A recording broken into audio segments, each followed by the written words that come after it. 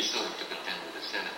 And apparently in the Senate, the numbers favor those who are against the RH bills. I mean, how do you deal with the situation like that? I think we're going to take it one step at a time, right, Sharon? And I think we'll get it to the Senate. I feel as long as I do my part in Congress, and being the voice of my constituents, that's my conscience is clean and I can sleep well at night.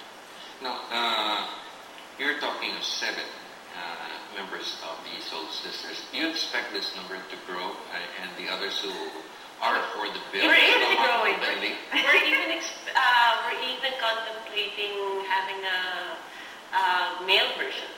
Yeah. Because there are many male members of the Congress that are very supportive of the bill.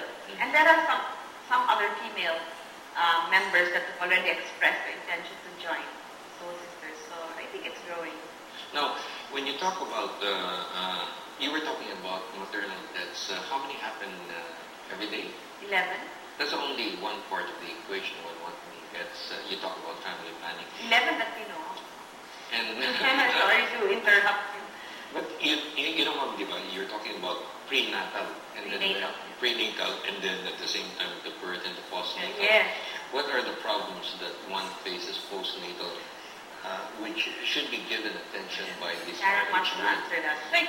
Like when I got pregnant, for example, me having the capacity, to be able to afford the health services, during every 3 months, you go for a checkup.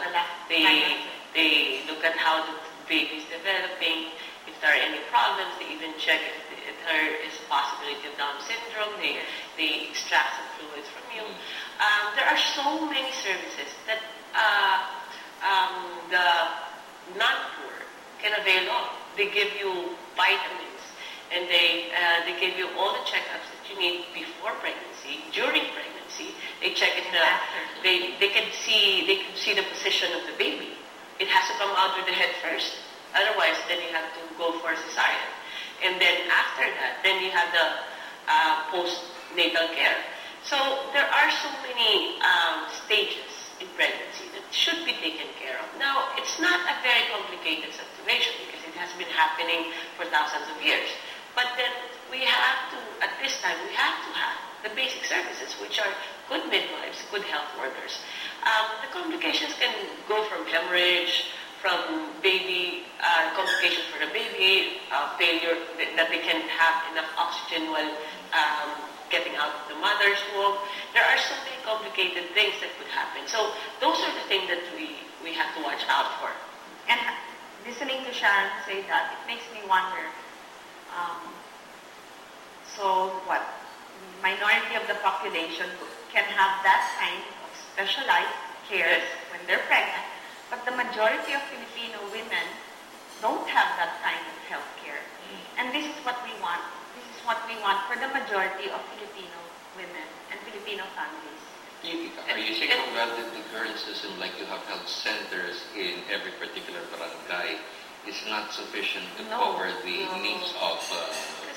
You know what the health center is like? It's just probably a 4 by 5 or smaller, 4 by 2 room with a bed.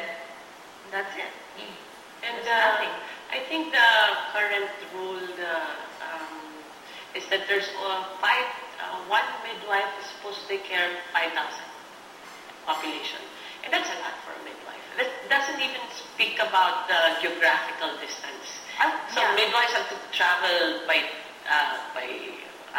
tricycle or bikes. And that's why we also have what you call barangay health workers. But will this solve the problem really providing medical care for mothers? Because it all boils down to resources in the end. Yeah. Even if you pass the bill, if you don't have the resources, what you're saying may not happen. I think we do have the resources. It's just a matter of putting the resources where it should go. It's not just for the national government, there's also the LGUs. But it's also what, for example, we're going to, with the RH bill, the midwives will have a smaller coverage, for example, and that we can afford.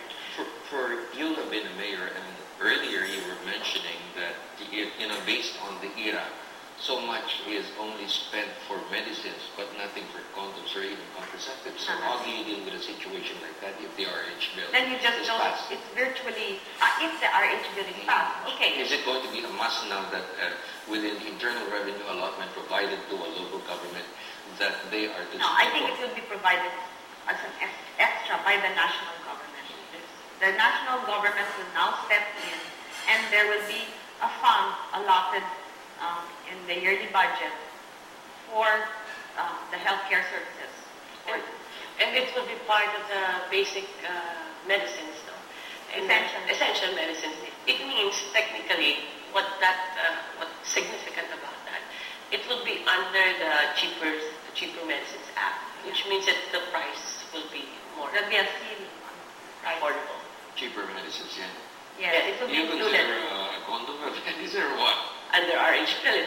It will be? Yeah, well, a contraceptive is a pill that you swallow, right? Well, I think one thing important, I think one of the major concerns also is you provide sex education for children Yes. in school, which is being contradicted by some Age appropriate. age appropriate. So what is age appropriate for you? Grade 5, grade 6. I would say that it says there, grade 5, grade 6. Yes. So that means there would be about 11, 12. Why? Maybe, and yet the parents have a choice. The parents have a choice. If they don't want their children to attend the sex education classes, they don't have to. So, what was your question again? I'll just take out what is sex education, sexuality education. Actually, it's not about teaching them how to have sex. No, no, that's the misconception. That's the misconception that the anti-RH is trying to get. Yes. It's about value formation. It's about children's rights and women's rights. When you're not supposed to be forced. It's about HIV, fertility awareness. It's about value formation. It's not about when you're going to have sex. No. Okay. We wind up our discussions. Thank you, ma'am, for joining us tonight. Thank you, Congresswoman Kimi of the 5th District of Pangasinan. Thanks, and Freddie. Sharon, Congresswoman Sharon Garin, AAMBIS-Owa. They represent the Soul Sisters, 7 of them. The 5 didn't make it, so thank you for joining us today. Well, the moral question of whether any human institution can regulate or prevent the natural course of human reproduction is an issue that could go on ad infinitum, precisely because the intrusion of human laws into the regulation of the national laws has become, in time, the products of what we call civilization, while we hold on to the principle that human life is composed of body, mind, and spirit. It is the body and the mind that are made subject to the laws that ought to make a stable, safe, and progressive society. The care of the soul is best left to religious institutions until such time as we can resolve this moral issue. We will be experiencing the need to have different sectors, the women especially, to have their voices heard in Congress and beyond. Thank you for having joined us tonight. I'm Freddie Abando. Good evening and God bless.